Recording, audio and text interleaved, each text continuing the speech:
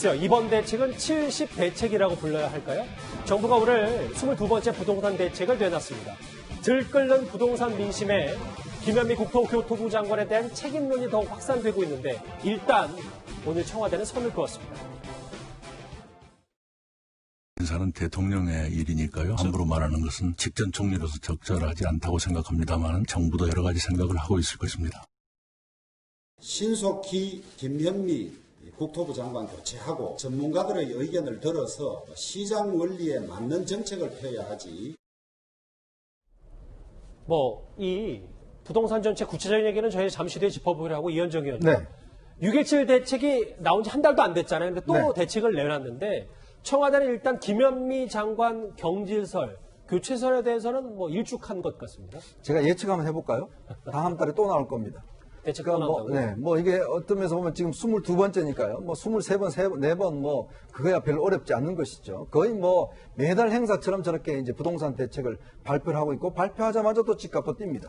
자, 그러면요. 우리 예성년들이 항상 이야기하는 게 가장 정부나 조직의 관리의 가장 기본이 뭐냐면 신상필벌입니다. 예. 즉, 잘한 게 있으면 상을 주고 못한 게 있으면 벌을 주는 거거든요. 마찬가지로 그러면 김현미 장관이 잘했다면 계속적으로 어떤 면에서 상을 줘야겠죠. 부동산도 잡고 여러 가지 했다면 줘야 되는데 문제는 지금 벌써 몇 번째입니까?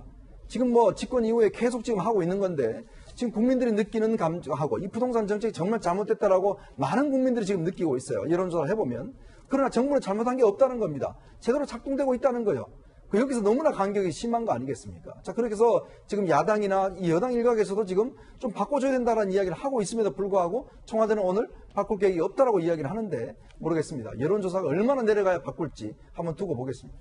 다시 이제 오늘 정책 얘기를 하나하나 해보겠습니다. 부동산 민심이 들끓자 여당과 정부가 다시 오늘 종합부동산세 강화 카드를 꺼내 들었습니다. 핵심은 세금입니다.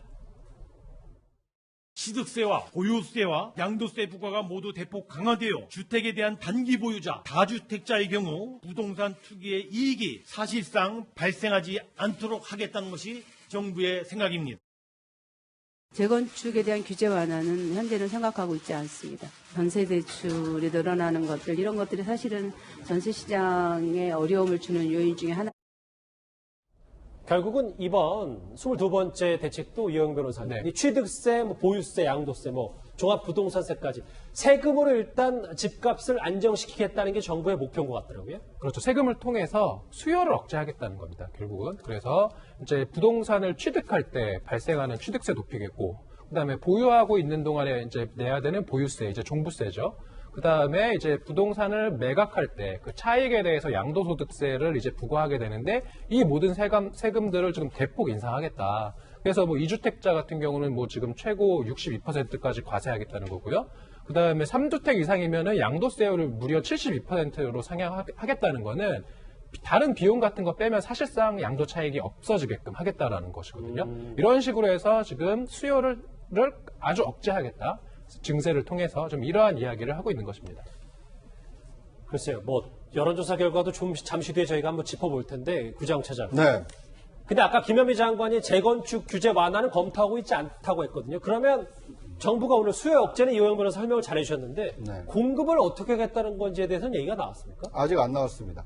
그러니까 이제 지금 그 부동산 정책이라는 것은 수요 억제와 공급 확대를 통해서 어떻게 보면 뛰는 집값을 이제 잡을 수가 있는데 예. 지금까지 정부가 내세우고 있는 어떤 정책은 투기 수요를 좀 억제하겠다. 그래서 더 이상 이 투기 목적으로 이렇게 자산 증식의 목적으로 부동산을 이 과다 보유한 사람에게 징벌적 세금을 내리겠다. 징벌적이라는 표현은 안 했습니다만 예. 많은 세금을 부과해서 그런 투기 수요를 잠재우겠다라는 것에 지금 방점이 찍혀 있는 것 같고요. 네. 앞으로 이제 후속 대책으로 만약에 이 수도권이나 아니면 서울의 어떤 이제 좋은 자리에 이 공급 대책을 내세운다라면 이 수요와 공급 양쪽 측면에서 이 부동산 대책이 나오게 된다면 좀 어느 정도 뛰는 집값을 잡을 수 있지 않을까 이렇게 기대해 볼 수 있을 것 같습니다.